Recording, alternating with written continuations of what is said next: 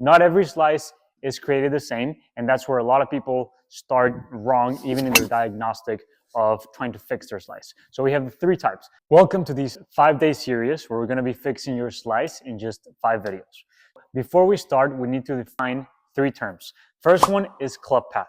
So club path is the direction that the club is traveling at the moment of impact. So it can be out to in or negative. It can be neutral or zero, which is very weird. Or it can also be in to out or positive. Then the second term we're going to define is face angle, not to be confused with face to path. So face angle is the same thing. At the moment of impact, where is that club face aiming? Is it aiming to our target? Is it aiming right relative to the target? Or is it aiming left relative to the target? The way that those two numbers interact is very important, and it's going to dictate our third term, which is going to be spin axis. So spin axis, if you picture your golf ball as it leaves your club face, it's going to be always tilting, or almost always tilted a little bit to the right, a little bit to the left, and again, seldomly, it's going to be neutral, right? So when the golf ball tilts to the right, it's going to curve to the right. When it curves to the left, same thing. And then when it's neutral, it's going to stay straight. So those are the first 3 terms. Now we're going to move on to step number 2. So next, we're going to identify which type of slice do you have. Not every slice is created the same, and that's where a lot of people start wrong, even in their diagnostic of trying to fix their slice. So we have 3 types.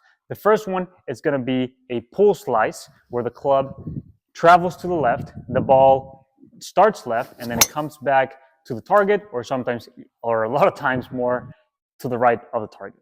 The second type of slice is going to be a path that's closer to neutral, doesn't have to be zero specifically, and then the club face is also open, so the ball is going to start straight-ish and then curve a lot to the right. Again, giving that ball a right spin axis, which is going to make the ball curve to the right. And then the third type of slice is going to be probably the worst type of slice, which is really more of a drawer pattern, which is going to be the club traveling from the inside too much, the club face stays open, and then that ball starts right and then goes even further to the right, getting you in a lot of trouble and a lot of lost balls.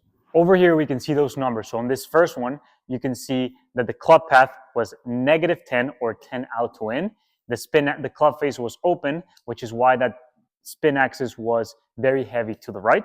The second one, you can see the club path was only 2 degrees out to in, club face was open. So again, you see the spin axis to the right. And then this third one, you can see the club path was actually a lot more into out or to the right. Club face was open again, and then spin axis again was pointed to the right. In an ideal world, we would all have access to a launch monitor like this one and be able to identify immediately what's my club path, what's my club face, what's my spin axis. But what you can do even without any equipment is just notice what I said before. Is my ball starting left, straight, or right?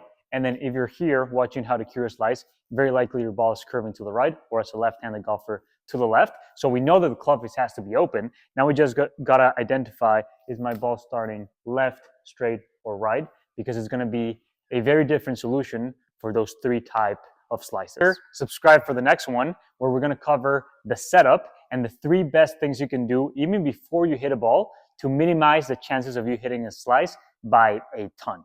I'll see you on the next one.